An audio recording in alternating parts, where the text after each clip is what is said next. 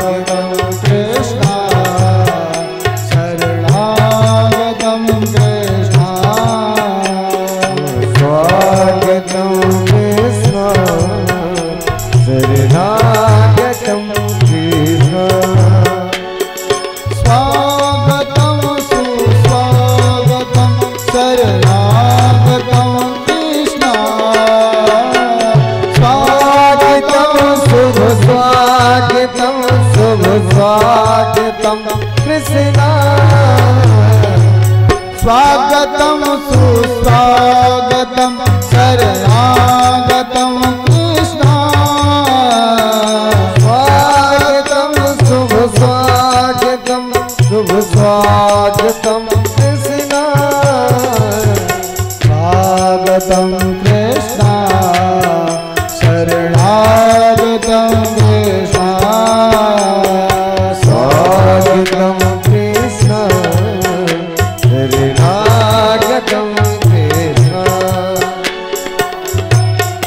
सत्यव्रतं सत्यपरं त्रिसत्यं सत्यस्योनिमित्तं च सत्यं सत्यव्रतं सत्यपरं त्रिसत्यं सत्यस्योनिमित्तं च सत्यं सत्यस्य सत्याव्रतसत्यनेत्रं सत्यात्मकं त्वां शरणं प्रपन्ना स्वागतं कृष्णा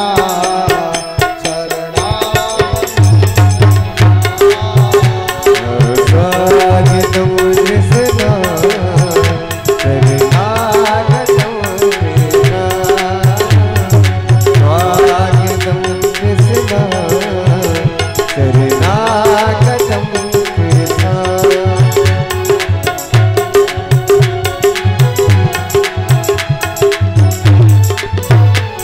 स्वागतं कृष्णा शरणागतं कृष्णा। देवताओं ने आकर प्रार्थना करी, प्रभु सत्यव्रतम सत्यपरम त्रिसत्यम सत्य सयोनिम निहितम च सत्य त्रिकालावादित आप सत्य हैं, पर आपने जो हमको वचन दिया है वो मत भूल जाना कि कंस के यहाँ आकर के आप कंस को मामा बना बैठो और भूल जाओ, नहीं तो ये मामा हमें ठिकाने लगा देगा, हमें नहीं छोड़ेगा। इसलिए मामा का रिश्ता भूल जाना, इसे छोड़ना नहीं। इसलिए बार बार कहते हैं सत्यव्रतम सत्य परम सत्यम सत्य संयोनिम निहितम च सत्य।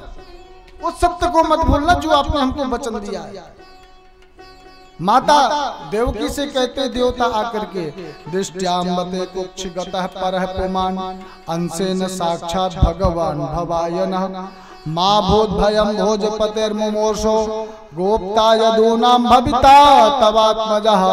हे माँ आप डरना नहीं, आपके कुक्षी में साक्षात प्रभु हैं, प्रकट होकर के तुरंत ही कंस का उद्धार कर देंगे, डरने की आवश्यकता नहीं है।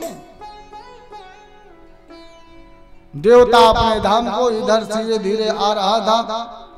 भादों का महीना, भादों के महीने में कृष्ण पक्ष की अष्टमी तिथि को बुधवार दिन रोहिणी नक्षत्र में भगवान रात्रि के ठीक 12 बजे प्रभु का प्रागट्य हुआ।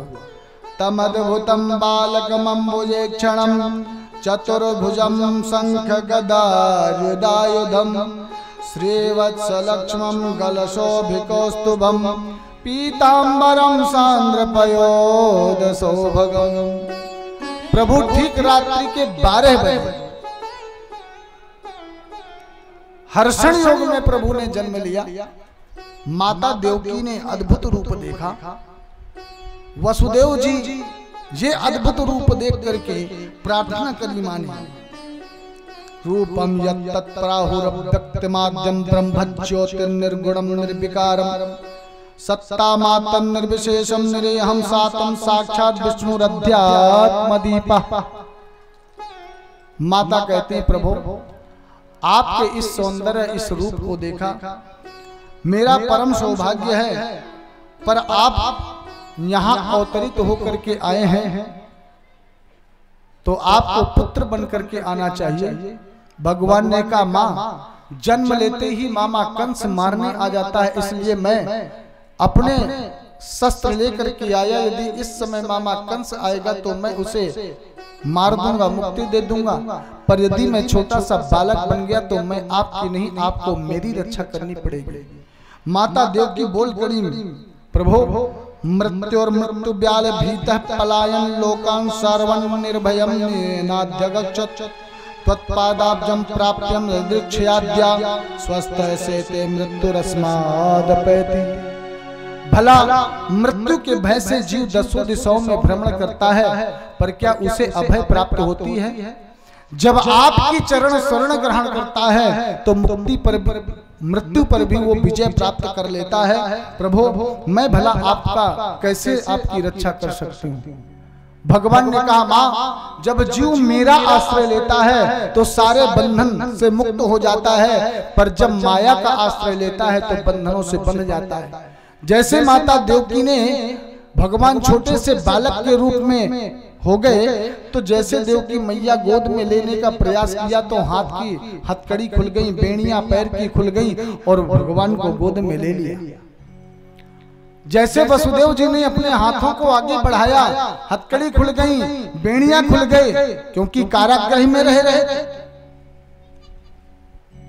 माता देवकी अपने पुत्र को एक पात्र में रख करके वसुदेव जी के हाथ में दे दिया।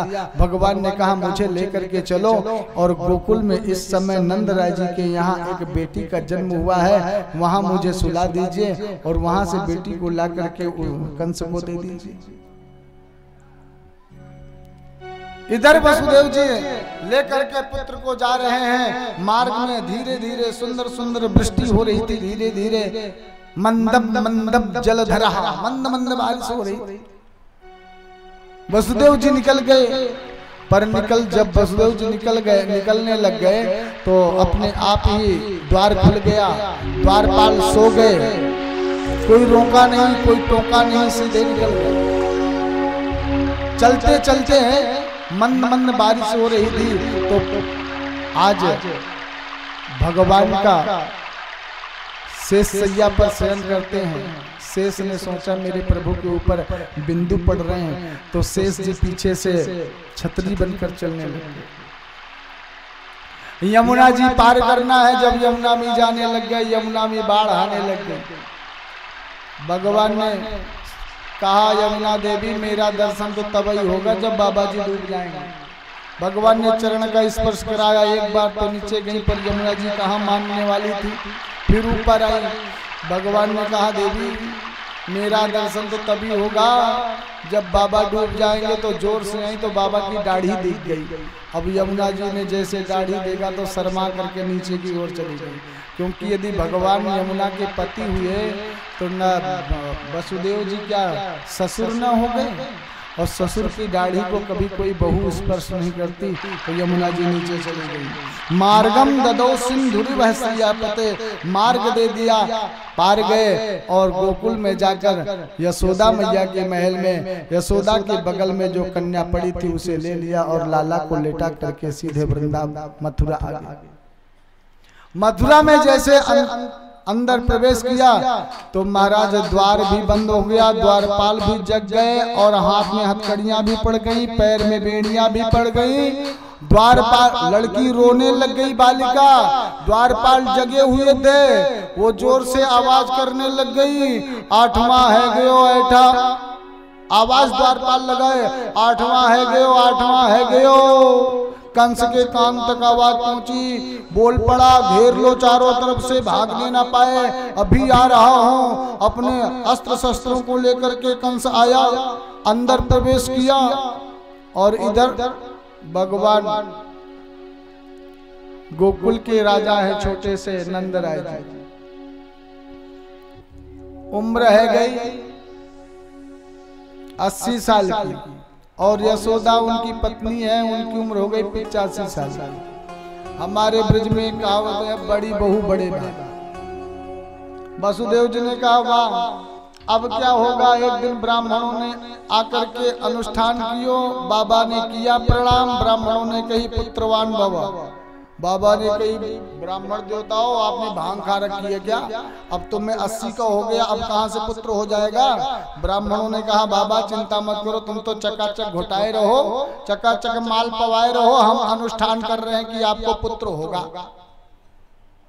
अब तो महाराज गोपाल संतान गोपाल का अनुष्ठान कियो, सबको ऐसो लगवे लग गयो कि अब पुत्र होगा।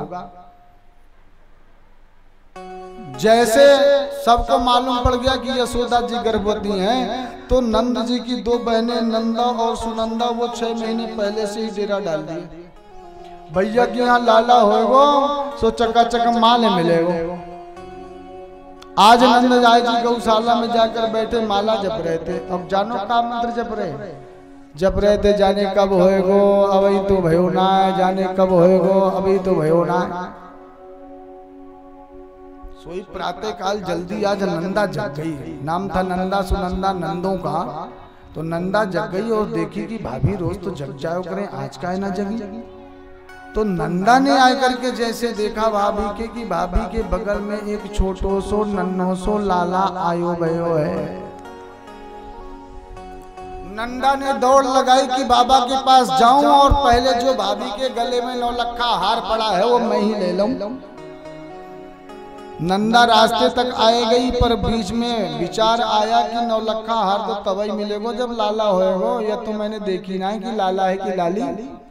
लौट करके गई और जैसे जीनी से चदरिया को उठायो सो लाला के दर्शन है गई। तो बोल पड़ी, बोलिए नंद के लाला की। अब तो महाराज नंदा दौड़ी दौड़ी गौशाला आई, बाबा को देखा कि बाबा माला जप रहे सटकाए रहे। नंदा ने आवाज लगाई बाबा, पर बाबा तो भजन में व्यस्त। भाई जी, और जोर से हिलाया तो नंद जी ने कहा अरे भगवान क्या हुआ? नंदा जी ने कहा वाह भाई जी, आपने जो ब्राह्मण सेवा किया, आप जो यज्ञ किए, अनुष्ठान किए, उन सबन को फल आज आपके घर में आयो भयो है। क्या हुआ बता तो सही, पहले मुझे बताओ क्या दोगे? अरे तिजोरी की चाबी लेकर के नंदा के हाथ में रख दिया, जो तो चाहिए सो ले लियो, पर बता तो सही क्या हुआ? बोले भाई जी लाला भयो लाला। अब तो महाराज 80 साल के बाबा है गए, सीधे 20 साल के दौड़ पड़े यमुना में जाए करके सीधे 108 डुबकी लगायो। गुरु जी के पास गए, गुरुदेव है गयो। गुरुदेव ने कहा जजमान हम कब ते ना सोए, हम तो यह प्रतीक्षा में थे जाने कब होएगो। अपने भाइयों के पास गए नंदराय जी, सबको आमंत्रित किए और ब्रजमंडल में सब एकत्रित होकर के उत्सव मनाए लग गए। प्रातः काल से उत्सव प्रारंभ हो गया। आइए आज हम भी जनक जगत नियंता का जन्मोत्सव मनाते हैं। पूरे ब्रजमंडल में शोर हो गया, ब्रजवासी दौड़ पड़े